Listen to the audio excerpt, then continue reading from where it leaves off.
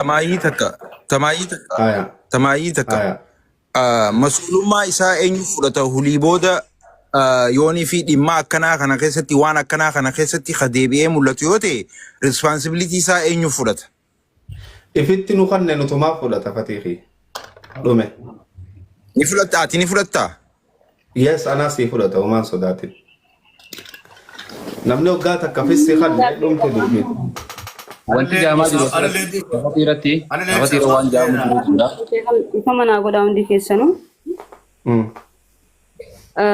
Yooti gizee takkasii galee yoo waan dirree dhadhaawaa keessatti waan takka namni waa ta'e mirga ofii gaafachuun kantiibaa hojii olii buusanii kantiibaa jala dhokotanii ijoollee Oromoo arrabsuu moggotti dhiibuu kun. Tigalee shaarmaalkee mataan isaa achirraa eegalee nuti dhimma wanni gaafannee namni akka Oromoo Somaaliin akkana ajjeesaa jirti qofa wanti nan jee. Ati waan beektu maali kantiibaa keenyaan nu bulchu jira maal jechee kantiibaa jalatti dhokata. Mirga ofii gaafachuun siyaasa akkan taane lammii ofiitiif sagalee ta'uun siyaasa akkan taane namni tokko dhiiga ofii gaafachuun siyaasa akka walitti hin qabanne kantiibaan akka walitti hin qaban. Kana shaarmaalkeen asumaanii homaa walitti hin qabnu figalee kan akka siyaasatti hin fudhannee sitti irra deddeebi'ee sitti arras taanaan borus taanaan jechuudha yoo afaan nu qabanii qaama biraa Oromoo qaama biraatiin dubbanna dhiiga ilmaan keenya ni dubbanna dhiiga ijoollee Oromoo ni dubbanna kun siyaasaadha abbaan fedhe hojii abbaa fedhe sin dhageenyu ilaa lubbuutti deemna kanuma jechuu barbaada isin biran darbu silaa akka kiyyaatiin garuu indhiisullee dhiifamallee godhuufillee irraa hin qabu garuu isin bira hin kutu isin obboleeyyan kiyyaa dhiigas waliin dhabnee gumas waliin baafanna isin bira hin kutu garuu silaa shaarmaalkeen nama dhiifama godhanii fi miti afaan Oromoo kun.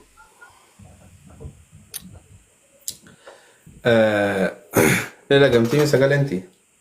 Dhagamtee Tole ayyee dunii yoo jiraatte ammallee dunii ol naqi wanni dhiifama dabreen jiru hangaatu ta'e dhiifama jennaani. Ani namoonni lakuun danda'u fatii ol naqi laali. Fatii ol naqi fatii.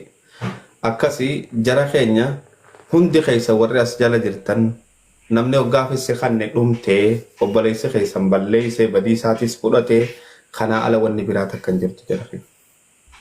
Hanganuma kalaas. Taan ammoo tartiibaanii waliin itti yaana waan godhamuu qabu tartiibaan itti yaana akkasitti naa hubadhaa. Si galee Jaalle Mikaayil jirtaa? Dunii ni rafte moo as jala jirti? Dunii yoo jiraatte lakkoofsa tokko takka ilillii takka ol darbi duniyaa muummee. Ustaaza waan takka reefa dubbachuu fedheetiin hangaatuun dubbannaa irra dhaabbadde. Komantii jalattis wanti jaamaa jiru akkasuma ammallee hara inboxiitiin illee wanti barreessaa jiranii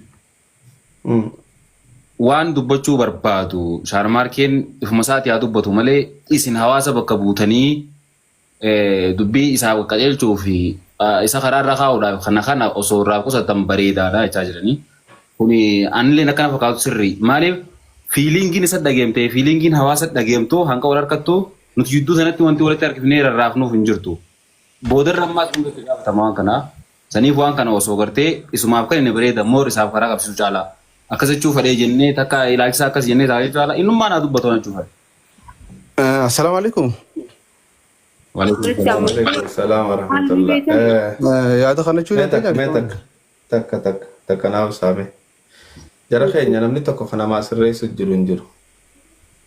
Obboleessa keenya afaan itti dhiifama gaafattu si beeka gaafadhu jennee malee namni hoggaa fissi kanne fissi dhume khalaas fissi kanninaan tanaa ala wanni jiru hin jiru. Kun adeeroon baroobaa as jira. Heeraa fi seera keessatti amantii keessattis fissi kanninaan ni jira.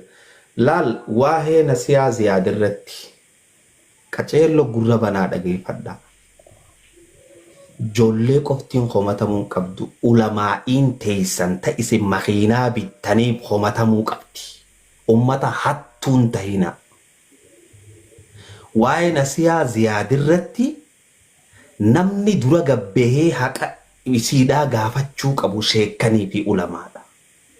Namni keenya dhugaa walitti himuun beeku. Bakka isaan konsartii godhatan qofaaf waa jechuu miti bakka zaahirattis gabbahanii dubbachuu danda'uu qaban.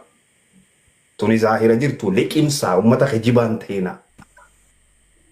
Gurguddaan fakkeenyaaf warra waan kanan gaafatin keessatti damiinaan ilaa hanga abiyyiitti ilaa hanga bulchaatti hundi isaaniitu haqa akka obboleeyyan keessan irraa qabdutti kan irraa qabdutti isin irraas qabdii beeka. Akkaataan itti gaafatamu immoo jiraachuu qaba. Kanaas hubachaa deema.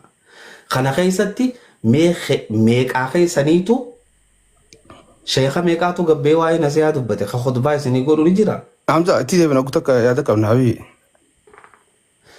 Tole maal irratti yaada qabda Daraara? Guutumaa guututti uumamaa deemu jiru kana bakki irraa kaatee dhimma nasihaa ture. Sharmaarkeen obboleessi keenya shamarran keenya arrabsuun akka dhuunfaatti isaatti badiidha. Kaan immoo ergama qaba warri ishee erge immoo dhufee asirratti manguddoo tahee isirraa fixna jechuun afaan jabaatee dhiifama godhaa fi dhiifama harka ifkanne nutiitu wanti fudhata atiis bakka buutee namta kan dandu si galee lubbuu sadiin uraabee lubbuu sadeen baatsan osoo harkanii jiranii osoo mootummaan ichi dhaqee waan dilata akka godhee jiru osoo beekuu sharmaarkeen lubbuu sadii ta'uu ragaa ni qabdaa jechuun san ragaa qabnaadhaan si galee san waan dilata akka kabadee jira waan dilata akka abadee jira nama dhuunfaa arrabsuun san waan biraatii. Khadir Juwaar tuiteni dhufta duniyaan jechuun waan biraati hangaatu arrabsuun intala abduu qophee speeshaalii arrabsuun dhimma biraati garuu nasiyaan lakkuu lama garaani qabdi ragaa qabdaa jee afaan jabaatee ka dubbasan nama ergee fi nama duuba jirus ni beena garuu namni ishee ergisan dhufee gastiirra taa'ee manguddoo ta'uu hin danda'u Hamzaan Sheekh Jawaar manguddoo kana ta'uu hin dandeessu. Maahii xiyya nama isa ergesan nutti himi asirratti itti dhoofna. Matuma keetti irraa hin jechuu jira Hamza maqaa yaamu jira Faatii yaamu deemi wanti. Facaan anayyam Hamzaan Sheekh Jawaar manguddoo ta'uu dandu bakkalatti. Maaliif? Waan ta'e waan du'aa waliin beeknuuf maanzaraa darbamteef halaluu turte si waan ta'eef. Ana obboleessa kiyya haqa jiruun dubbadhaa bara abbaa fedheef hin deemu. Ana haqaaf hin bula haqaan naa ol jira. Maanzaraa darbamte tamiif. Amma dura suurri waan kana dho'isu dhibba lama kanaan ishee laafan jee mucoo dursaa ture sifaadha maali? Fagoo sun deemne maanzaraa. Anaan waa'ee nasiyaa dho'isuuf lolaa ture. Egaa waan jiru ni beeknaa garuu Khadir Juwaar maanzaraa darbamte sana bulan jettee kaloo. Obboleessa kiyya qabbanaayi Daraara waan hin beekne keessan seenin. Malooniin hin beekne xarafatti hin beekamsa. Please qabbanaayi wanni tun waan gaariin ta'u wanni maate asirratti dubbachaa jirtu. Akkama gootu. Qabbanaayin jee waa'ee nasiyaa ziyaad an asirra beetiin dubbachaa jira amma sitti haasawutti hin jiru.